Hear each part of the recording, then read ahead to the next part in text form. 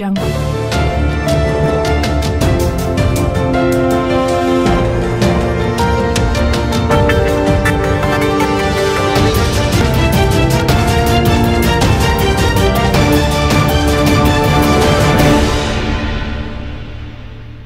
आपको गैर महफूज महसूस करने लगी। तो ये क्यों हुआ?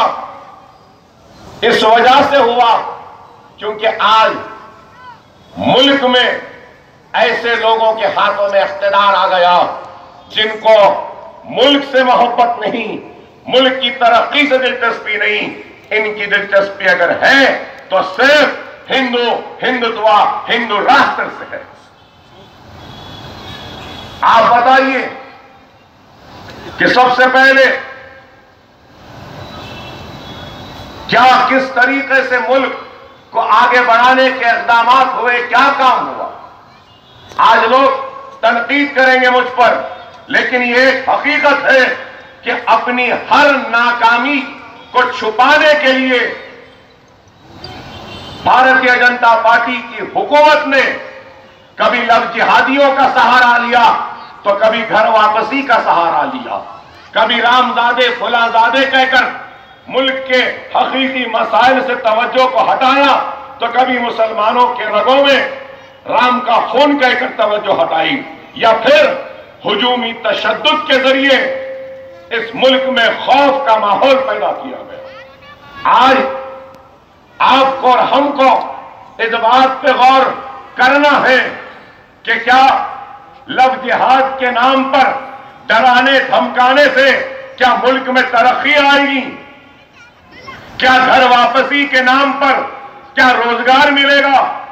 रामजादे फुलाजादे कहने से क्या मुल्क की तरक्की होगी? राम का खून मुसलमानों के रगों में है कहने से क्या महंगाई खत्म होगी? ये लोग सिर्फ और सिर्फ इन बातों के जरिए हकीकी मसाइल से तवज्जो हटाते गए। जमहूरियत के नाम पर वो जुल्म व ज्यादती करें, खुली छूट दे दी गई। लव जिहादी के नाम पर जुल्म करने वालों को खुली छूट दे दी गई। घर वापसी के नाम पे जुल्म करने के लिए खुली छूट दे दी गई। हुजूमी तशद्दुद करने वाले गौ रक्षकों को खुली छूट दे दी गई। ये मुल्क आज हुजूमियों के हाथ में आ गया, हुजूमी तशद्दुद के हाथ आ गया। कभी गाय के नाम पर हुजूमी तशद्दुद का शिकार हिंदुस्तान की अक़लियतें होती हैं, अखलाक होता है, जुनैद होता है, रकबर होता है या कोई और 30 से ज़ायद लोगों को हुजूमी कभी राम रहीम की गिरफ्तारी, हुजूमी तशद्दुद और करोड़ों रुपए के अमलाक का नुकसान। आप गौर करिए, ये मुल्क हुजूमियों के हाथ में चला गया। कानून नाम की कोई चीज नहीं रही और फिर अखलाक को मारने वाले जेल में गिरफ्तार होते हैं। उनमें से एक की मौत होती है तो उसके जनाजे पर हिंदुस्तान का तिरंगा का झंडा डाला जाता है।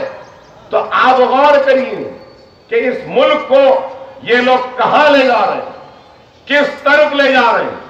लेकिन आज अगर आप और हम अगर ख्वाब गफलत से बेदार नहीं होंगे तो मेरे भाई, मैं खुलकर कहूंगा कि ये दिल मुस्तरिब हो जाता है, बेचैन हो जाता है ये सोचकर कि अगर फिर से ये जालिम लोग इख्तिदार पर आएंगे तो न जाने और क्या क्या जुल्म, ज्यादती व नाइंसाफी होगी। आज हमको और आपको गौर व फिक्र करना होगा कि आज इनके मैनिफेस्टो, भारतीय जनता पार्टी का मैनिफेस्टो जारी हुआ तो तवज्जो किस पे दी गई? तवज्जो दी गई तो राम मंदिर की तामीर पर, तवज्जो दी गई, नुमाया तौर पे पेश किया गया तो कश्मीर के खुसूसी मौक़िफ़ को खत्म करने की बात, और अगर तवज्जो दी गई है तो शरीयत मोहम्मदी का खात्मा और यूनिफॉर्म सिविल कोड नाफिज करने की बातें। अरे आप गौर करिए कि क्यों और क्या वजह है कि तुम्हारी नजर, तुम्हारे बयानात और तुम्हारी तवज्जो का मरकज सिर्फ और सिर्फ हिंदुस्तान की सबसे बड़ी अक़लियत मुसलमान ही क्यों होती है, हम ही क्यों होते हैं। अरे मुल्क की तरक्की के बारे में सोचो। आज फॉरेन इन्वेस्टमेंट मुल्क में नहीं आ रहा है, घटता जा रहा है। 7% फॉरेन इन्वेस्टमेंट